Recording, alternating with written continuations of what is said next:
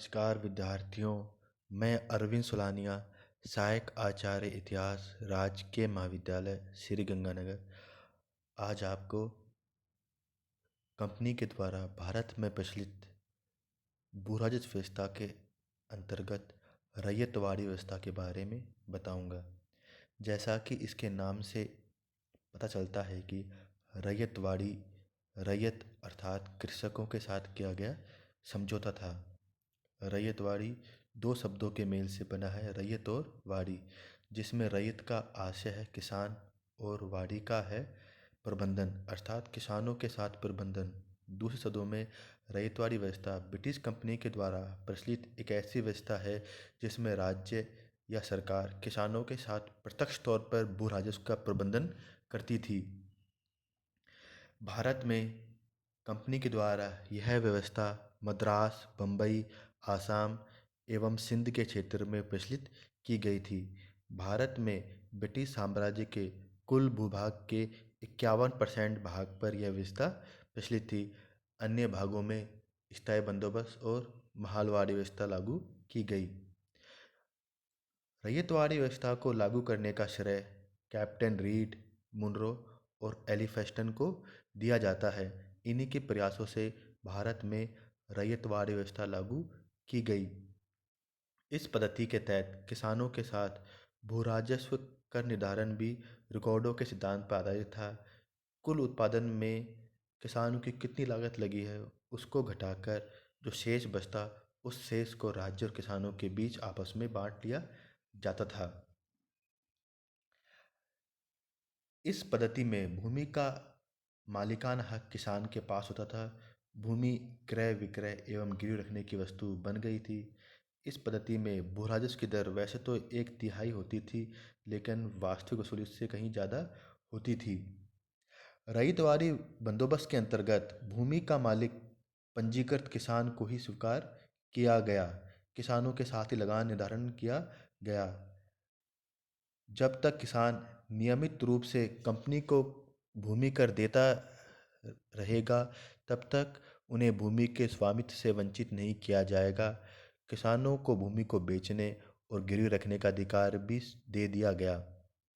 रैयतवाड़ी व्यवस्था मद्रास और बम्बई दो प्रांतों में लागू की गई तथा भारत में अंग्रेजों के अधिकार में जो प्रदेश थे उसके 51% भाग में रैयतवाड़ी बंदोबस्त लागू किया गया था। मद्रास प्रांत में रैयतवाड़ी बंदोबस्त लागू करने का श्रेय थॉमस मुनरो को दिया जाता है। थॉमस मुनरो 1820 से 1827 तक मद्रास प्रांत के गवर्नर के पद पर नियुक्त रहे और उसने मार्च 1820 में पूरे मद्रास प्रांत में रैयतवाड़ी बंदोबस्त लागू कर दिया। जहाँ तक भूमि की दर का प्रश्न है, थॉमस मुनरो ने मद्रास प्रांत में भूमि कर की दर कुल उपज का 1/3 लागू किया तथा यह बंदोबस्त 30 वर्षों के लिए लागू किया गया था। किंतु 1855 में ही लॉर्ड डलहौजी के समय में मद्रास प्रांत में भूमि कर का पुनः निर्धारण किया गया तथा मद्रास प्रांत में भूमि कर की दर 1/3 से बढ़ाकर 50% कर दी गई। जहाँ तक बम्बई प्रांत का प्रश्न है, बम्बई प्रांत में रैयतवाड़ी बंदोबस्त लागू करने का श्रेय प्रिंगल को दिया जाता है। प्रिंगल बम्बई प्रांत में 1824 से 1828 तक मुख्य सर्वेक्षण अधिकारी के पद पर रहा और उसने 1828 में रैयतवाड़ी बंदोबस्त बम्बई प्रांत में लागू कर दिया। इस समय बम्बई का गवर्नर एलिफिंस्टन था। प्रिंगल द्वारा जो व्यवस्था लागू की गई उसके अंतर्गत भूमि कर की दर कुल उपज का 55% लागू की गई थी। किंतु प्रिंगल द्वारा लागू की गई यह व्यवस्था में अनेक दोष थे, जिसके कारण बम्बई प्रांत में किसानों को आर्थिक दशा अत्यंत खराब हो गई। भूमि कर की दर 55% बहुत अधिक थी।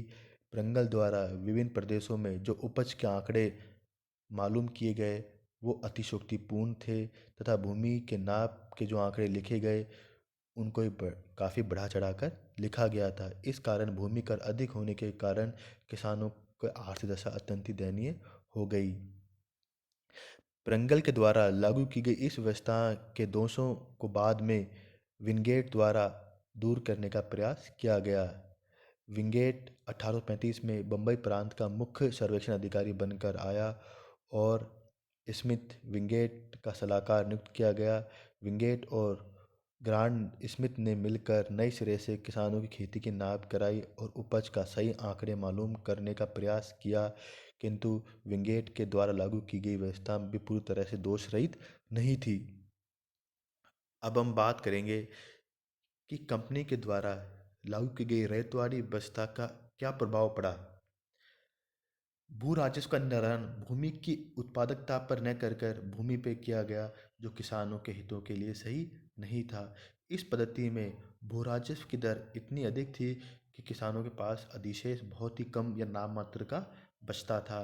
परिणाम स्वरूप किसान महाजनों के चंगुल में फंसते गए और इस तरह पर महाजनों का कृत्रिम रूप से जमींदारों का रूप ले लिया।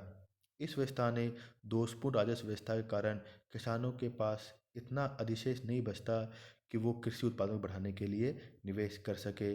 परिणाम स्वरूप किसान गरीब दरिद्रता के कुचक्र में फंसता चला गया। यद्यपि इस व्यवस्था में फलों के वाणिज्यकरण को प्रोत्साहन हुआ, लेकिन इसका लाभ भी किसानों को नहीं मिला। यह लाभ सौदागर, सरकार और महाजनों को ही प्राप्त हुआ। दूसरे शब्दों में बात करें तो रैयतवाड़ी व्यवस्था में किसानों को भूमि का स्वामित्व स्वीकार कर लिया गया था, किंतु फिर भी रैयतवाड़ी व्यवस्था में किसानों की आर्थिक स्थिति उतनी ही शोचनीय थी जितनी कि स्थायी बंदोबस्त के अंतर्गत। रैयतवाड़ी बंदोबस्त के अंतर्गत भूमि कर की दर 50% रखी गई थी, वह बहुत अधिक थी। किसानों की भूमि के नाप और उपज में जो आंकड़े लिए गए थे वो अतिशयोक्तिपूर्ण थे। फसल खराब हो जाने की स्थिति में भी किसानों को भूमि कर चुकाना पड़ता था, और यदि निर्धारित अवधि तक किसान भूमि कर चुकाने में असफल रहता तो उसकी भूमि से उसे बेदखल कर दिया जाता था।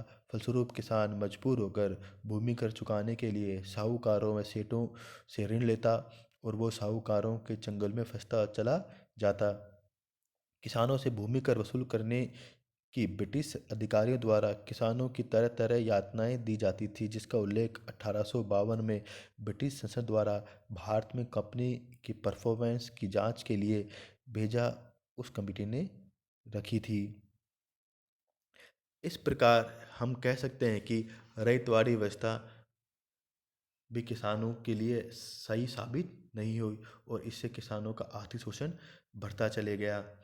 सब कुल मिलाकर रैयतवाड़ी व्यवस्था अस्थायी बंदोबस्त की अपेक्षा निसंदेह एक प्रगतिशील कदम था, लेकिन विद्यमान ढांचा साम्राज्यवादी था जिसका केंद्रीय उद्देश्य था भारतीय अर्थव्यवस्था का शोषण करना। इस प्रकार यह व्यवस्था भी पूर्णतः सही नहीं कही जा सकती।